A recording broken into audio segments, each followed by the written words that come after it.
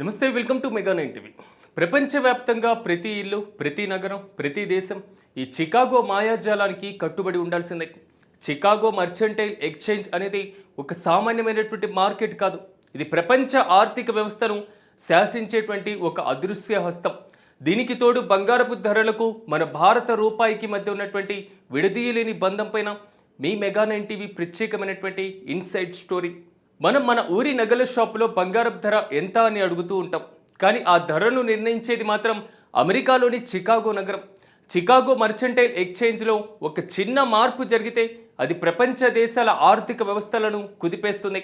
అసలు ఈ సిఎంఈ ప్రపంచ మార్కెట్ను ఎలా ఆడిస్తుంది? ఒకవేళ బంగారపు ధరలు తగ్గితే మన భారత రూపాయి ఎందుకు పండగ చేసుకుంటుంది? ఈ ఇంట్రెస్టింగ్ ఇన్సైడ్ స్టోరీ ఇప్పుడు చూద్దాం.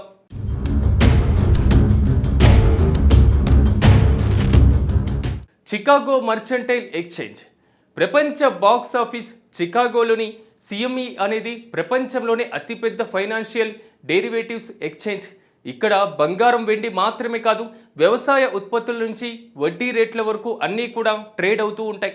బంగారపు ధరలను నిర్ణయించడంలో సిఎంఈలోని కోమెక్స్ విభాగమే సుప్రీంకోర్టు. ఇక్కడ జరిగేటువంటి ఫ్యూచర్స్ ట్రేడింగ్ ఆధారంగానే ప్రపంచవ్యాప్తంగా బంగారపు యొక్క ధరలు మారుతూ ఉంటాయి. సిఎంఈ దగ్గర ఉన్నటువంటి అత్యంత శక్తివంతమైనటువంటి ఆయుధం మార్జిన్. అంటే ధరలు విపరీతంగా పెరిగి మార్కెట్ కంట్రోల్ తప్పుతుంది అనిపిస్తే సిఎంఈ మార్జిన్లను పెంచుతుంది. దీనివల్ల ట్రేడర్లు తమ వద్ద ఉన్నటువంటి బంగారాన్ని అమ్మేయాల్సినటువంటి పరిస్థితి వస్తుంది. అంటే ప్రపంచవ్యాప్తంగా డిమాండ్ను కృత్రిమంగా తగ్గించగలిగేటువంటి శక్తి ఈ సంస్థకుంది. అసలు బంగారపు ధరలు తగ్గితే రూపాయికి ఎందుకు లాభం అనేటువంటి విషయాన్ని ఒకసారి చూద్దాం.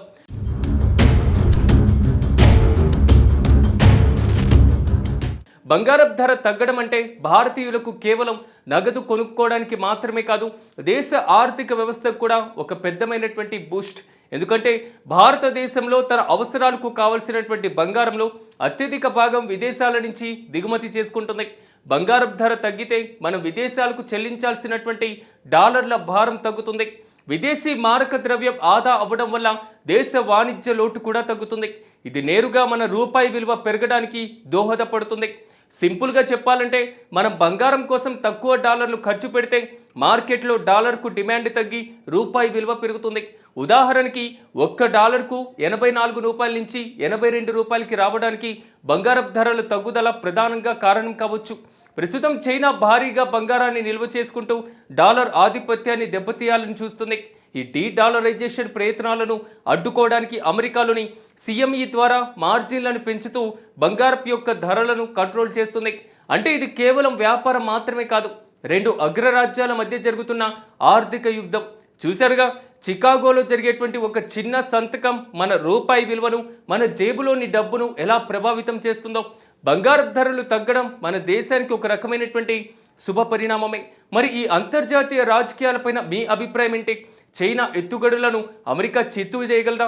మీ కామెంట్స్ రూపంలో తెలియజేయండి.